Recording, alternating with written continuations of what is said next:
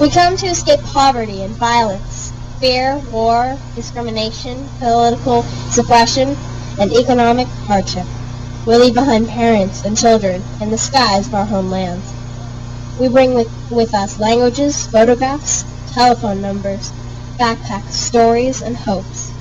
We have walked day and night through the desert to cross the frontier. We have waited on the far side for our papers to go through. We have hopped trains, seen companions fall, have put our trust in and been abandoned by the coyote shaman smugglers. We are the ones who have arrived. We've been called illegals, aliens, and terrorists. We are rounded up at work, leaving our children stranded. We are imprisoned and deported from cities where we have lived for decades. We are guarded against border by barbed wire, dogs, pressure sensors, and armed guards as if we are the army to be feared. Yet often we're the ones who live in fear. We are math teachers and dishwashers, carpenters, translators, painters of portraits and of houses. We pick the apples in Yakima, Washington. We wash your dishes in restaurants in Minnesota. We rebuild houses in Louisiana in the wake of Hurricane Katrina.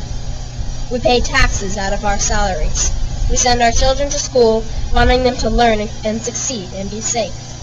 Neither do we forget the family members we have left in our birth countries. We work hard to support them as well. But we live here now, in big cities and countries. Big cities and small towns, in migrant camps, in apartment buildings, and bedroom communities. In some places we are invisible, but look for us, we are here. We're 12 million strong. We have sought and found opportunities in this country, and in return we have contributed our labor, our children, the rich textures of our cultures, and a chance for each of us, we and you, to learn compassion and wisdom through encountering the stranger. But we must be strangers no longer. We are your grandparents, and your sons and daughters-in-laws. We are your past and your future. As brothers and sisters in Christ, we affirm our humanity, dignity, and value. As children of one God, as heirs of one earth, we assert our rights. We have the right to be treated with respect, regardless of our documented status, and to be referred to in terms that reflect our humanity. No human being is illegal. We have the right to seek employment and to work to improve the quality of life for ourselves and for our families. If we cannot support our families in our home country, we have the right to migrate to other countries in search of work. We have the right not to be separated from our nuclear families. Our spouses and children should be allowed to travel with us when we cross borders in search of a living wage. We have the right to earn a legal status in a country which we have contributed our labor, especially if we're low-wage workers. We have a right to safe working conditions and fair compensation for our labor. If we become victims of a crime, we have the right to seek protection from the law of our new country without fear of imprisonment or deportation based on our documentation status. We have the right to prosecute abuses of our rights, including domestic abuse or abuse by employers.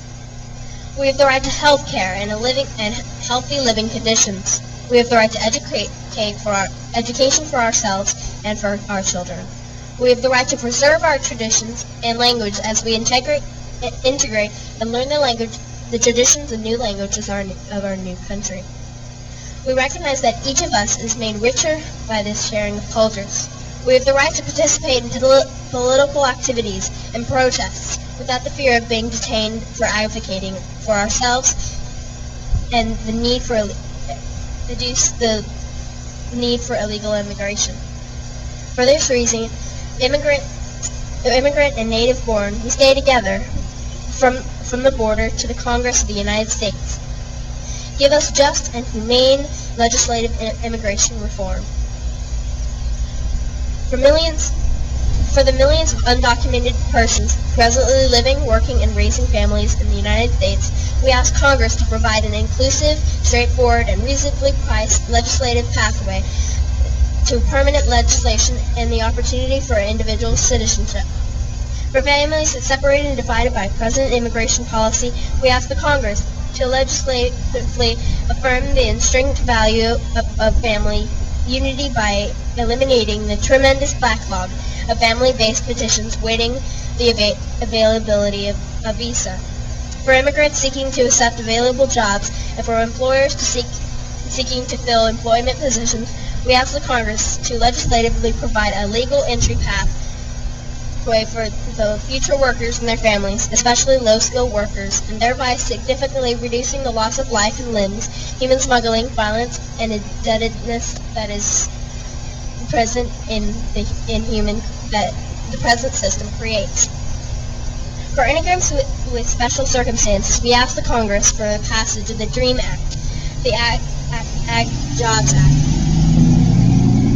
adjustment of status in recipients of the political asylum and temporary protected status, and adjustment of status for persons in removal proceedings who have no felony criminal records. For immigrants who feel obligated to live in hiding, who have lost their lives or limbs, who must risk violent and tremendous indebtedness of paying human smugglers due to the growing enforcement only reproach.